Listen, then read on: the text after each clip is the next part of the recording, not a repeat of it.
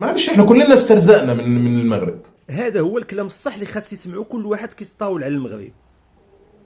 انت لما انت كواحد بتطلع الكاميرا، انت لما تنطق اسم المغرب، المغرب ترند. لما تكتب اسم المغرب، المغرب ترند. خلينا نكون صرحاء وواضحين. خلينا نكون صرحاء وواضحين. موضوع كأس العالم قطر 2022 وكل ناس كتير عيش، وبما فيهم انا. ما انا بطلع على السوشيال ميديا، فانا باكل عيش من الناس دي. فاسم المغرب وكل ناس كتير عيش، ودي حاجة ما تزعلش. ربنا رزقك من خلال المغرب خير وبركة، ما يزعلش. الرزق من عند الله، ولكن الناس دول لهم خير عليك. لازم تعترف بكده. من لا يشكر الناس لا يشكر الله. فالناس اللي بتتطاول والمغرب ما بيرد، بعد كام سنة احنا فين والمغرب فين؟ ادي يا عم شوف انت دلوقتي.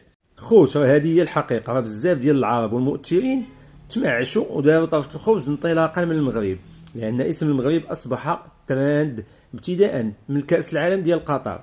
دابا لحد الان كل شيء الا ما دوش على المغرب ما كطلعش ليه المشاهده.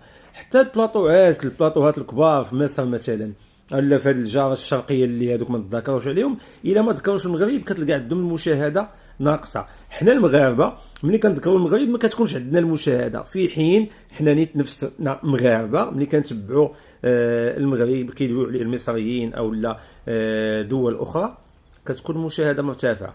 فقبل ما تخرج ما فيها باس، عارفك ما تخيبناش من واحد لايك ودير تعليق واشترك بطبيعه الحال، وان شاء الله احنا غنكونوا صد منيع لاي واحد كيطاول على المملكه المغربيه الشريفه بالجهد اللي عطانا الله، وانت بالجهد اللي عطاك الله.